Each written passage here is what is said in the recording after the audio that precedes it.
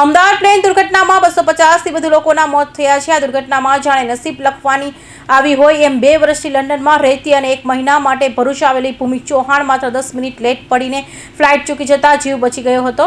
ઘટના બાદ ભૂમિએ મીડિયા સાથેની વાતચીતમાં કહ્યું કે ભગવાનની કૃપા છે કે અનેક રિક્વેસ્ટ બાદ પણ મને એન્ટ્રી ના મળી।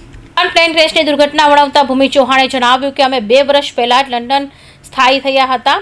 હું ત્યાં ભણવાના બેઝ પર ત્યાં ગઈ હતી। મારા હસબન્ડ ત્યાં જ છે। હું મહિના માટે અહીં આવી હતી અને ફરીથી ત્યાં જવા નીકળી હતી। ગઈકાલે અમે 1:10 વાગ્યાની ફ્લાઇટ બુક કરાવી હતી। અમે વહેલા નીકળી ગયા હતા પણ પહોંચતા 12:20 વાગી ગયા। એ લોકોએ 12:10 ચેકિંગ બંધ કરી દીધું હતું।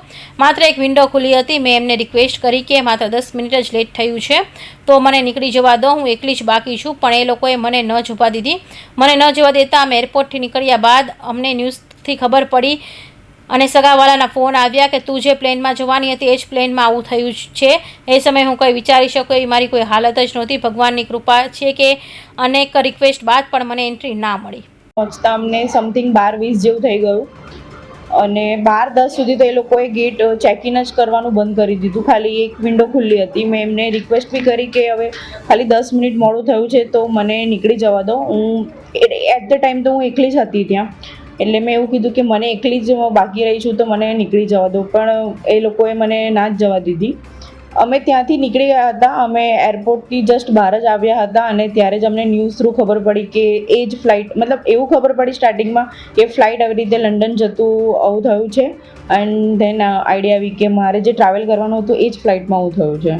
થઈ ગઈ હતી ત્યારે તો એવું જ હતું કે 10 મિનિટ 20 મિનિટ તો વહેલા આવી જતા તો મારાથી ત્યાં પહોંચી જવાતું, બટ સાંભળ્યા પછી તો રિલીફ થયું કે સારું થયું કે હું એટેન્ડ ના કરી શકી, પણ એકચ્યુઅલમાં જે થયું છે ઇન્સિડન્ટ આખો તે તો બહુ ખરાબ થયો છે।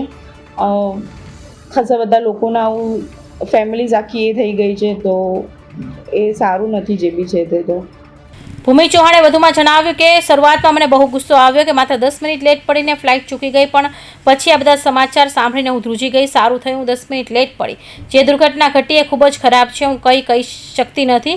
જે લોકો જોડે થયું છે વિચારીને જ હચમચી જવાય છે।